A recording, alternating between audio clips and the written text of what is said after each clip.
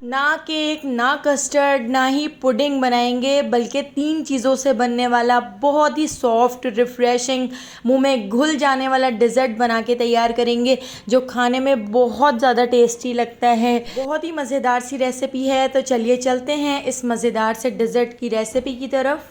तो इस मज़ेदार से डिज़र्ट को मैं दही से बनाकर तैयार करूँगी। आप देख सकते हैं मैंने जो दही ली है, ये होममेड दही है, ये घर का जमा हुआ दही है। और हमारा दही आप देख सकते हैं कितना ज़्यादा गाढ़ा जमा है, कितना थिक जमा है। तो इसको मैं चमचे से अच्छी तरह से मिक्स कर लेती हूँ। अभी इस दही में बहुत सारा पानी है, तो मैंने यहाँ पर एक बोल ले लिया है। इसके ऊपर मैं रख लेती हूँ एक स्टेनर, और स्टेनर के ऊपर मैंने एक मलमल का या लॉन का, जो भी आपके पास कपड़ा हो वो आप ले सकते हैं, साफ़ सुथरा कपड़ा लेना है। और उसके ऊपर हम ये दही डाल देते हैं।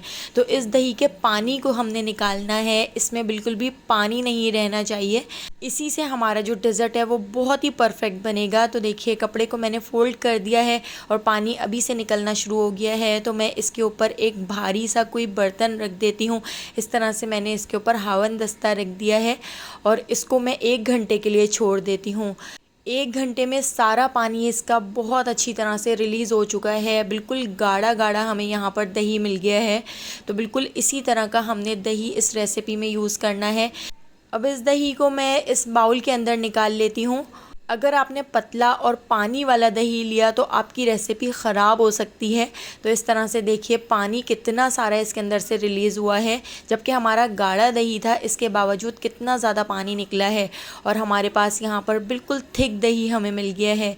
अब मैंने यहाँ पर एक छोटा वाला डिब्बा कंडेंस्ड मिल्क का ले लिया है। तो ये पूरा डिब्बा हम इसके अंदर ऐड कर देते हैं। इसके अंदर 3 टेबल स्पून के करीब कंडेंस्ड मिल्क होता है। तो मैंने कंडेंस्ड मिल्क इसके अंदर ऐड कर दिया है। आप चाहें तो आप होममेड कंडेंस्ड मिल्क भी बनाकर इसके अंदर ऐड कर सकते हैं। कंडेंस्ड मिल्क की रेसिपी मेरे चैनल पर मौजूद है। तो देखिए इसको मैंने अच्छी तरह से मिक्स कर लिया है।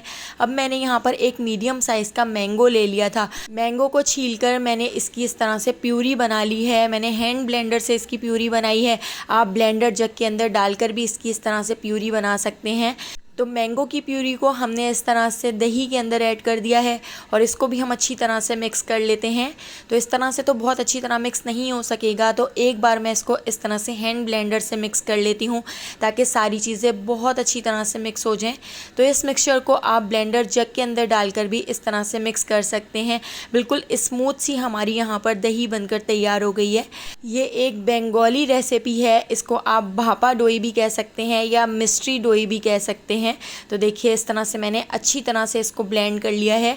अब मैं इसको एक दूसरे बाउल के अंदर ट्रांसफ़र कर देती हूँ, जिसके अंदर मुझे इसको स्टीम करना है। तो मैंने यहाँ पर जो बाउल लिया है ये हीट प्रूफ बाउल है, ये बिल्कुल भी टूटेगा नहीं। तो इस तरह से देखिए मैंने इस बाउल के अंदर इसको ऐड कर दिया है। अगर आप चाहें तो आप किसी मोल्ड के अंदर इसको ऐड करके इस तरह से स्टीम कर सकते हैं। इसको मैं अच्छी तरह से इस तरह फॉइल पेपर से कवर कर देती हूँ। इस तरह से इसके अंदर बिल्कुल भी पानी नहीं जाएगा। तो हमने अच्छी तरह से इसको बिल्कुल सील पैक करना है।